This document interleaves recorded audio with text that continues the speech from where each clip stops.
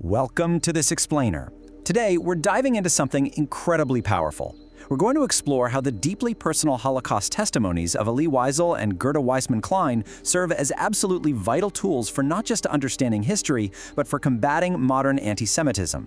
You know, we so often hear massive statistics about historical events, but today, we're going to focus on the actual human voices that bring those staggering numbers into a sharp, undeniable reality. Just take a moment and listen to these profound words from Elie Wiesel, reflecting on his very first hours in Auschwitz. He says, "One long night, 7 times sealed." It's chilling, right? And it tells us immediately why remembering this massive historical trauma through personal voices is so crucial.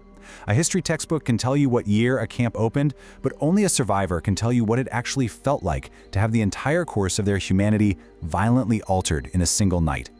All right, moving right into Section 1, The Power of Testimony, where we look at humanizing historical trauma. Survivor testimonies build empathy in a way that raw historical facts alone simply cannot.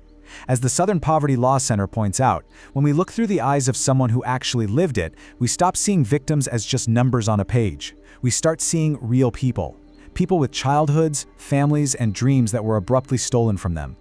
Which brings us to Section 2, Understanding Anti-Semitism. To truly grasp why these stories matter so much today, we've got to realize that anti-Semitism didn't just magically begin and end with the Nazis between 1938 and 1945. We have to take a hard look at what's happening right now, in our own communities. Take a look at this number, 60%. According to current data, Jewish people are the targets of roughly 60% of all religious-based hate crimes in the United States today. That is a staggering majority. And honestly, it's a stark reminder that the hatred which fueled the Holocaust hasn't been eradicated at all. It's just evolved and stuck around. And here is what really shocks us out of complacency. Jewish people make up just 2.4% of the US population and a tiny 0.2% globally. Yet, as we just saw, they absorb 60% of religious hate crimes. Seeing how disproportionately this group is targeted today is exactly why the lessons of the past are so desperately needed in the present. So, the crucial takeaway here is that we literally cannot comprehend the Holocaust without first acknowledging this centuries-old context of discrimination. Anti-Semitism is often called the oldest form of hatred. It relies on false stereotypes, baseless conspiracy theories, and this deeply racist ideology that Jewish individuals somehow make up a completely separate race. This right here is the toxic groundwork that makes atrocities possible. Let's move into Section 3 and really dive into Elie Wiesel's story. His personal narrative is harrowing, for sure, but it's also incredibly resilient. He was just a boy when his life was violently upended in 1944. But to truly understand the depths of what he lost, we first need to see what his life looked like before the darkness fell. Picture this. Before World War II, the main market square in Sighet, Romania was vibrant. It was peaceful. Elie grew up here in a devoutly Orthodox Jewish family. He was the son of a merchant, he studied the Talmud, he had sisters, he lived a full life of faith and community, completely unaware of the looming horrors of the Nazi occupation that were about to sweep across Europe. But then, in August 1940, geopolitics shifted, and Sighet was officially handed over to Hungary. And with this shift, Hungarian race laws very quickly stripped the Wiesel family of their basic rights. The distant threat of Nazi Germany was suddenly right at their doorstep. This eventually culminated in the creation of a ghetto and ultimately forced deportation. Looking at this timeline, the reality of it is heartbreaking. In May 1944, at just 15 years old, Elie was deported by train to Auschwitz-Birkenau. It was right there, at the selection ramp, that he lost his mother and his younger sister Tzipora to the gas chambers. He and his father were forced into slave labor, later surviving a grueling death march to Buchenwald, where his father tragically perished just before they were liberated in 1945. Decades later, Elie broke his silence to write his acclaimed memoir, Night, to make absolutely sure the world would bear witness to what happened. You see, Wiesel didn't want us to just memorize dates for a history test. He wanted memory to act as a moral compass for humanity. He dedicated his entire post-war life to this, even earning a Nobel Peace Prize in 1986, just to ensure these lessons were never forgotten. He deeply believed that the survivors opted to work for humankind, not against it. Let's shift gears a bit in Section 4 and focus on another incredible testament of human endurance, Gerda Weissmann Klein. Her testimony, which was famously captured in the Oscar-winning documentary One Survivor Remembers, gives us a vital window into the female experience of the Holocaust and just the sheer, unbreakable will to survive. Her horrifying ordeal began back in 1939 with the Nazi invasion of Poland, an event that literally stole her childhood. She endured grueling years of enslavement across various work camps. Then, as the Nazi regime was collapsing, she was forced onto a brutal, freezing 350-mile winter death march to Czechoslovakia, before finally being liberated in May 1945 by United States troops.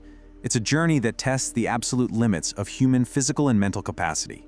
But amidst all that massive historical scale, what did Gerda credit for her survival on that frozen 350-mile march? Something incredibly specific: a simple pair of ski boots. It was a final, life-saving directive and gift from her father just before he perished in Auschwitz. It's deeply personal anecdotes exactly like this that anchor massive historical trauma into a relatable human reality. We can all understand the profound heavy weight of a final gift from a parent. And out of that trauma came this beautiful, unbelievable story of humanity. Gerda was liberated by a US soldier named Klein. He was actually a German refugee who had enlisted to fight the Nazis. The two of them fell in love and were married for 56 years. This emotional reflection on her liberator and husband proves how empathy, love, and a future can eventually emerge from the most profound darkness. They literally spent the rest of their lives together advocating for a more just tomorrow. All right, bringing us to Section 5, Education and Action.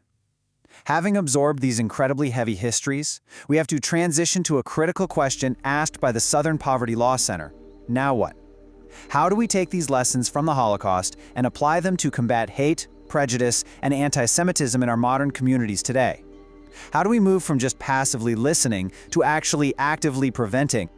Well, we certainly don't want to leave you feeling helpless. There are highly actionable strategies you can use right now. When you encounter bias, a harmful joke, or an anti-Semitic remark today, you can use the SPLC's framework. First, interrupt the behavior immediately. Second, question the person's intent to make them reflect on what they said. Third, educate them by explaining exactly why the remark is harmful. And finally, echo the voices of others who speak up, so they know they don't stand alone. Which leads us nicely into our final section, Never Again is Now. We must connect the past directly back to you, the viewer, because your awareness matters right now. The phrase never again isn't just some passive statement about history. It's an active, daily mandate for all of us. Take a look at this data from the Pew Research Center. It reinforces that the trauma and the mandate to remember are still very much alive today. 76% of Jewish Americans consider remembering the Holocaust to be absolutely central to their identity. When you take the time to learn this history, you are honoring a legacy that shapes the lived reality of millions of people in your communities right now. Because here's the thing, learning about the Holocaust just by memorizing isolated dates and troop movements actually tokenizes the suffering. It completely misses the point. But by utilizing first-hand personal testimonies like those of Elie Wiesel and Gerda Weissmann Klein, we hone the essential listening skills necessary for true cross-cultural empathy and liberation. These testimonies bridge the gap between them and us. So, we're going to wrap up this explainer with Gerda's profound, lingering challenge to all of us. She once said that at the very end of your life, you must answer to yourself. We leave you with her urgent call for personal introspection. If I saw something wrong, did I speak up? The voices of survival have given us the blueprint. The responsibility of what to do with it is now yours. Thank you so much for learning with us today.